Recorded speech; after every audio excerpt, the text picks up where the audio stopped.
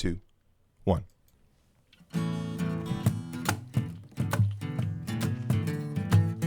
Welcome to Potter Familias, coming to you from Fairhope, Alabama. I'm Todd Sylvester. And I'm Stephen Sylvester. Sometimes I feel so bad for your mom. Why's that? Because of me. Why? I called her today, about a half an hour before coming home at my regular time for dinner. Okay. I said, I'm going to be a little late. Oh, no.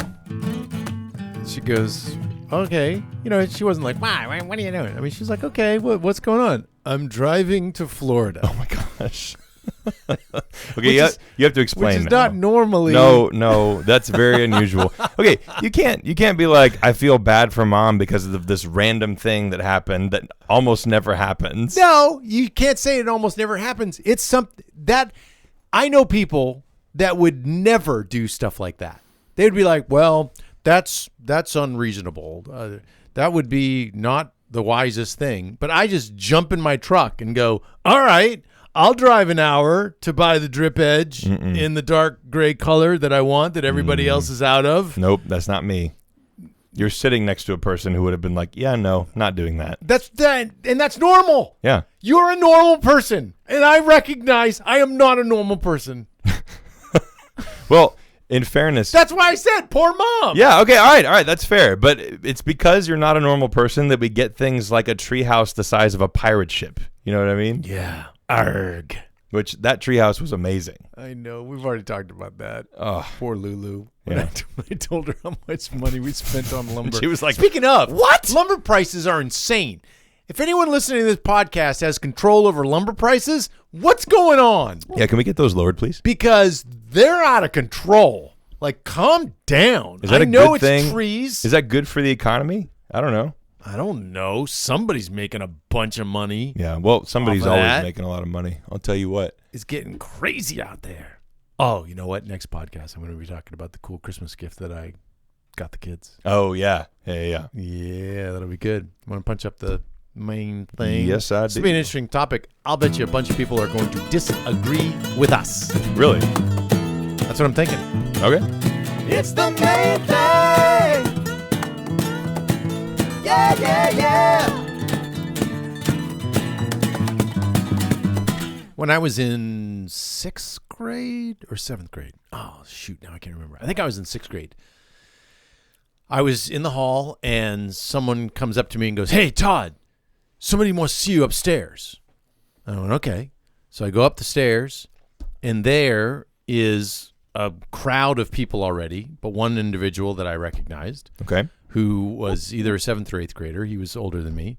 He said, I heard that you said something about me. Something like that. Mm-hmm. And I went, well, and before I could even respond, all of a sudden I had this sharp pain in my gut, and I'm falling backwards into the lockers. And then you hear everyone scramble, because I guess a teacher was coming or something like that. Yeah.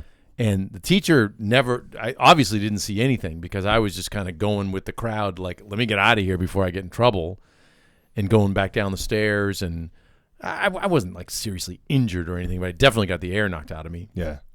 And that was the first recollection that I have of the quote unquote real fight. Oh, yeah. Being in a fight. Like I was in a real fight. Huh. So the question that I have is it ever a good thing, or should you ever settle it with fists?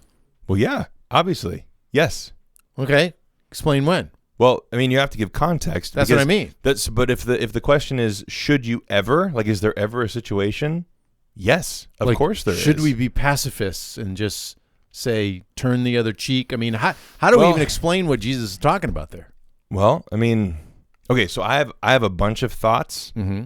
But I'm interested to hear your opinion, because you made it sound like you had a pretty set opinion and people were going to disagree. Well, no, I think they're going to disagree because some people are way on both sides. Like, I know I've talked to people that are like, you should never, ever hit someone because I can't picture Jesus ever doing that. Wait, like, so you don't have a position on this? Oh, hang on. My position is that I probably agree mostly with you in that there are times when you really don't have much of a choice. Yeah, I feel like that's patently obvious because It's not to everyone, because I've had this discussion, and in fact, I had one mom that got really mad with me. Seriously? Because she had the impression that I was going to agree with her. What did you think you were talking about? And she's like, well, Todd, you should never hit someone. I'm like, well, if they're swinging at you, you can't just block them all day. Like you Not only that, but if they're bigger and stronger than you, then what are you supposed to do? Lie down and take the beating? I mean, I wouldn't. Neither would I. I mean, I feel like that's a reason. Okay, now hold on. So though, remember, we also have got some skills when it comes to this kind of stuff. Well, yeah, so we've got to be careful. Yes, that's true. We are both black belts, which is maybe the nerdiest thing that I've said all day. but that actually has nothing to do with this. We're talking specifically. I think. Correct me if I'm wrong. We're talking about situations where whatever is going on, whether it's a fight or a disagreement or some kind of tension, boils over into a physical altercation. Right. And then you're the one making the choice whether to engage or not to engage, right? Is that what you're talking about? I am. But you see, again, even with that, you'd almost need more details, because there have been situations where you could feel it was coming up. Mm-hmm. And when you're in high school, this is the funny part of the end of that story. That same guy, I grew crazy when I was a sophomore in high school, and this guy didn't. Oh, wow. So I got way bigger than him. And everybody remembered that one time where he punched me in the gut. Mm-hmm. And when I was coming, I think that's right, he was only 1 year older than me, because he was a senior, I was a junior. Okay. I'm coming into the locker room, and there is no teacher anywhere. Mm-hmm. And I come around the corner, and he comes around the corner from in the locker room, and we bump into each other. Yeah. And he looked at me with like eyes of fear, like it's going down. Like that 7th grade punch is now coming back at me. Yeah. And what did you do? I just looked at him and I said, "Excuse me, my bad." Because I didn't have any angst towards him whatsoever, because I knew I could destroy him. And what would that prove?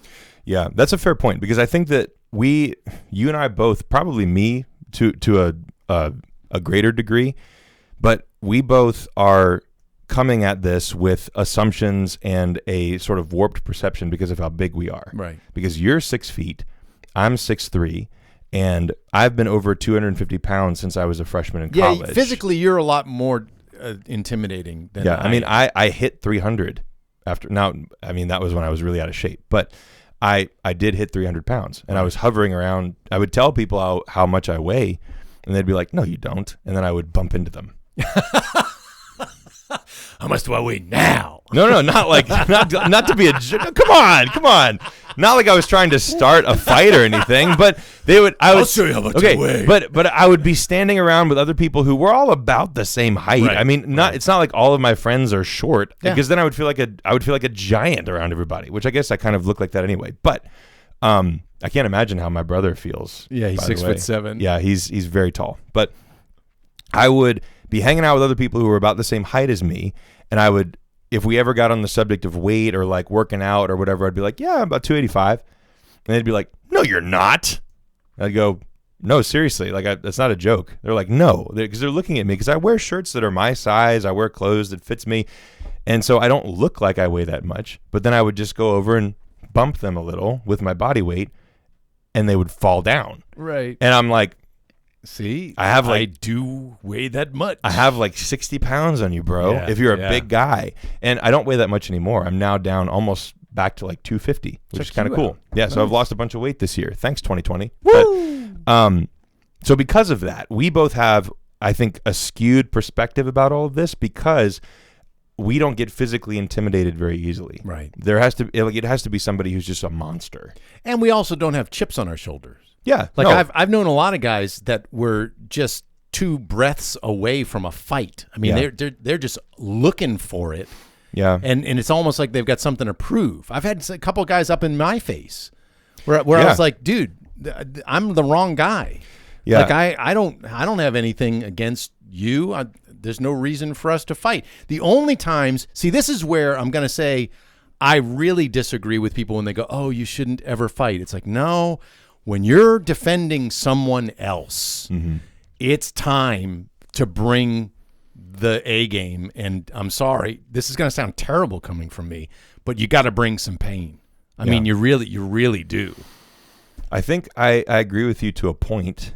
I think there's a good theological argument to be made from any Christian background and set of beliefs that you really shouldn't ever hurt someone. Oh, I agree. In fact, I just like to point out, I'm talking about like immobilizing people, get them to a point where now they're not a threat anymore. No, but there's even an argument to be made that you should have this attitude of pacifism toward violence just in general. And I think that while I don't... That's what I talked about at the beginning when I said people are going to disagree with us, because there was one time I was down in Jersey and we're on the boardwalk and this guy was... It started as a verbal altercation with either his girlfriend or, the significant other, whatever she was in his life.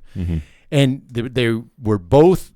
had a lot to drink, and they're yelling at one another, cussing up like crazy, and then we're all trying to like ignore it, like, okay, just come on, people, just move along. You don't need to air your dirty laundry in front of everybody. And then he pushed her, and that all of a sudden, like 6 guys, we had nothing to do with one another until that happened. All of a sudden, we stopped short and all turned and looked at him, and he recognized it. Yeah, he saw what was going on. Because he was like, you could tell he was ready to backhand her. Yeah. Like first he pushed her, and I think he was just going to keep going at her because they were just still kind of yelling. And then about 6 of us turned and stopped dead in our tracks, and then steely-eyed looked laser at him. And we basically said with our body language, we're taking you out of this equation if that goes any further. And he could tell because he was like, well, and we're going to talk about this later. Like, and it's like, yeah, it's not happening now, like, buddy. Yep. And you better calm yourself down. You had your shot, and now if you swing again. Whoa. That's what I'm talking about. Yeah, and that's fair. I think that there is something to be said for protecting well, I don't want to say protecting the innocent. I don't know if she was innocent. I know nothing about the details. Who knows? But there's something to be said for using the physical ability that you have to protect people who you think might not be able to protect themselves. Right. So you're not going to know the full story, but I've been in plenty of situations. Like I should, full disclosure, before I go any further, I've never really been in a fight. And I say I've never really been in a fight because there have been a lot of fights that I have broken up by my mere presence. Right. And I don't have to do anything. Which is nice. It's great. But having said that, it's like, Afton and I were talking about this the other day, my wife and I take physical protection of the people around me really seriously. I always have, but even more so now because I have kids. Yeah. We were at the grocery store the other day, and there were these 2 teenage boys, and it looked like they were either brothers or they knew each other from school, but one was much smaller than the other. And the smaller guy was getting picked on. They looked like they had just come out of the store, and he had a bag of chips and a drink, and the other kid kept taking his stuff, and he would go and try and get it back from him, and they were kind of pushing and shoving, and the big kid was laughing, but I could tell the little kid was like not laughing. Right. He was not having a good time. Right. And there was a bunch of girls sitting there, so I'm sure it was something where he was trying to impress them. And look how strong I am. And at one point, the big kid pushed the little one away, and he fell over. And he was holding his drink and like going to open it like he was going to drink his drink. And I turned to Afton and I was like, hey, I might have to go break up a fight. Just give me 1 second. Because the kids were there in the car. And I was like, we're watching this happen right in front of us. So I started to walk over, and the kid had gotten his drink back, gotten up and sat down. And so I was like, okay. And I started walking away. But when I got back in the car, my hands were shaking. And it's not because I was nervous. It's because my body went into fight or flight. Oh, yeah. I was just like, well. The adrenaline rush is crazy. Because if I have to hold both these kids down until the cops show up or until we can call their parents, I will. Right. Because I'm big enough to do it. And I'm probably the only person around here who's going to be able to intervene if this turns violent. Yeah. And so situations like that I get into pretty frequently because I've always, since I've been old enough to be able to look around and see this stuff happening, I've been big enough to be able to do something if I needed to. Mm-hmm. And so because of that, I think I see the world differently from most people. Like there were a lot of young women actually who I used to hang out with when I was single, who I felt like I was babysitting them some of the time. Mm-hmm. Whenever we would go out, back when I was still drinking, when we'd go to bars and stuff, I could even have had a lot to drink, and I would look around, and if there was anything going on with anybody that I knew, where I felt like there was a guy who was bothering them or giving them too much attention, whatever. I wasn't dating any of these girls, by the way. Right. I was just single and hanging out with other Catholic people. And I felt like I was babysitting, not in a bad way where I felt like I was like, oh, I have to go out. Like I was having a good time, mm-hmm. but I was also always scanning the room. Yeah. Checking to see if everybody was there, checking to see if everybody was cool. And I did have the experience one time of actually saving a friend of mine from a potentially really horrible situation. Now, I wasn't personally responsible, but I was one of the people who stepped in and prevented her from leaving with somebody when she was intoxicated. Right. Who I was just like, yeah, you're sober, she's not, and you're trying to get her into your car, and you need to leave. Yeah. And luckily, he did. But if he hadn't, I would have decked him. And I think that's the question, because I think you just answered it. If he had taken a swing at you. Well, I just said if he hadn't left, I would have decked him. And this is the point that I was getting back around to. Afton and I talked about this the other day. I feel like it's almost kind of a heavier responsibility because we did do martial arts. I know how to literally kill people with my hands. Right. I know exactly how to do it. Yeah. And it's something that I don't talk about because I don't use that as a reason to brag or to make myself feel good, because that's actually really scary. Mm-hmm. And I know that if I were put into a situation where I really needed to use that skill, if I wanted to prevent somebody else from getting hurt or many people from getting hurt, I would do it without hesitation. And I know, and I think that's the reason why when I had that conversation with that mom, she was so upset with me because she was like, Todd, I just cannot imagine you ever doing this. And I said, well, good. I'm glad you can't, because I don't like to walk around with a machismo attitude of, I walk into a room and I scan the room and I think I can beat everybody up. In fact, I'll take you all on right now. That's not what it's about. It's the fact that just as you said, there are going to be those times where you have to protect people. Yep. But I can remember exactly what it looked like on that boardwalk in New Jersey. Mm-hmm. And that was decades ago. Yeah, because it's burned into your memory because it's associated with a whole bunch of adrenaline. Oh, man. Yeah. Talk about shaking afterwards. You saw it coming. And Mom even asked the question. She's like, what would you have done? I'm like, I don't know. Who knows? You just go into autopilot. Like you're not thinking. Mm-hmm. And I had no intention. It's not like, man, I want to hurt that guy. No. I don't ever feel that way. At least thus far in my life, I have not felt that way. And neither do I, to be clear. I'm not like, I can't wait for that guy to get his due or any of that garbage. No, I think we need to be clear here too, so that people aren't misunderstanding what we're saying. I and I think you as well, I don't ever want to be in a fight. I'm perfectly cool going the rest of my life never being in a real fight. And if there is an option where walking away means that no one will get hurt, I will always choose that option. And let's point out that if the option means that I'm going to be ridiculed, oh, come on, chicken, let's go, buck. Who cares? I could care less. God. You could call me all sorts of names. Which, by the way, I've been in a situation like that before. There was a time when I was on Dauphin Street and there was this belligerent drunk guy who was trying to mess with some people that we were hanging out with. And I kind of said to him, hey, man, like, can you leave us alone? And he took that as, okay, you're the guy, even though he was like a foot shorter than me. No, but seriously, I was like, you're the guy. I was like, hey, man, can you please, like, can you leave us alone? I'm going to take you out and I'll prove my man. All right, you're the one I've been waiting for. And no, I believe and so I'm not. He got in my face, and I, instead of engaging with him, because honestly, I had been drinking, and I was like, look, this is kind of ruining my night. Yeah. And if you'll just leave us alone, we're blowing my high, man. Yeah, well, we're gonna leave. Yeah. And we did. And the guy was yelling at us all the way down the block until we couldn't hear him anymore. Right. And if he had tried to attack me, then it's like, well, that's I think the point at which you're like, well, if my choices are take a beating and allow this person to do whatever they want to, and the other choice is fight, I'm probably going to choose to fight. Right. Even if there's a theological argument for why you shouldn't do that. It's like, I think that I feel a little bit of personal responsibility, not just for protecting myself, but for protecting anybody who I happen to be with. Yeah, because I don't want to allow somebody to knock me out. And I get very scared of, like, you know how there's that maternal instinct that you see in women sometimes who are mothers, where they, like, you've heard about women like who can lift cars off of their children and stuff because something happens and their muscles, you know, the adrenaline does something to their muscles, and all of a sudden they get much stronger than normal when they're in that fight or flight situation.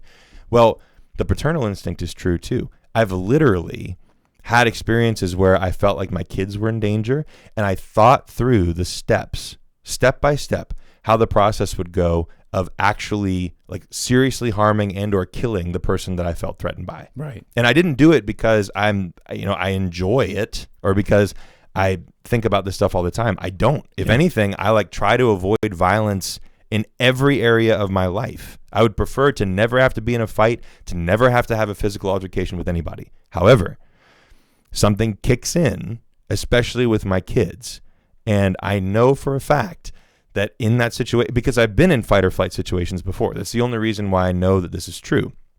It's not like I'm just like, man, I hope I do the right thing, you know? Right. It's not what I'm saying. I've been in situations where I felt like my kids were being physically threatened, and I geared up to kill somebody. Right. Because I knew that's... And I know that sounds harsh to y'all who are listening right now. We don't walk around angsty, angry people. Not at all. That's the reason why, as of yet, at least in my life, I do not own a gun. Yeah. Because I've talked to people before and they're like, oh, you should just have a gun for safety. I'm like, okay, then I have to be okay with killing someone. Because the whole thing, that's garbage. You can put in the comments that you disagree, but it's garbage when people go, oh, well, I'm going to shoot for the leg. I just want to wound someone. Right, no. That is a bunch of baloney. If someone's coming in the house and you're trying to stop them with a gun, you shoot into the torso and you're probably going to kill them. Which is why, by the way, I think that every person should at least know how to operate a firearm or should know something about how to physically defend themselves. Right. Because everyone should have some kind of recourse if they get themselves into a situation where they could potentially be harmed. Like, I'm thinking especially of women in this case. Well, right. And I think that's the reason why with myself, it's different because mom and the rest of the kids that still live at home. That's the reason why I feel the way that I feel. Mm-hmm. It would completely change. Let's say years from now, I'm a widower, everyone's gone, and I just have a dog. And somebody breaks into the house and they confront me. And they're like, I'm here to steal your stuff. I'd be like, I'll take the dog for a walk. Yeah. Bye.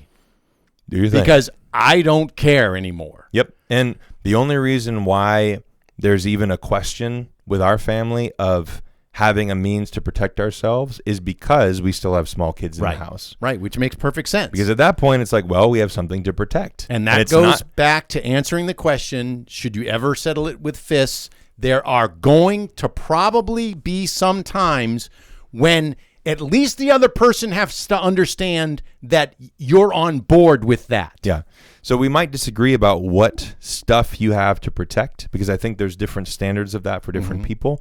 But we can probably come up with a principle here. I think that it's reasonable to say that if you have something to protect and the only option that's left in order to protect it is fists or whatever that's an allegory for, right, then you have a responsibility to use them. I agree with you. Yeah. And I think that although I'm the same with you, it's been a very long time since I've ever been in a real fight. Yeah. I have communicated several times that I'm down with that happening. Yeah. Which is probably why it didn't happen. And I'm not saying that because I'm such an impressive, threatening personality. I know what you mean, though. But I'm looking at the person going, if this is going to happen, I'm not going to be the one to throw the first punch. And in fact, I might block you a few times. Mm-hmm. But if you are determined, then this is going down. Yeah. people in the comments who've been in altercations, or if you have a job, like if you're a cop or something, like, Oh, God correct, bless those people. No kidding. Seriously, God bless y'all.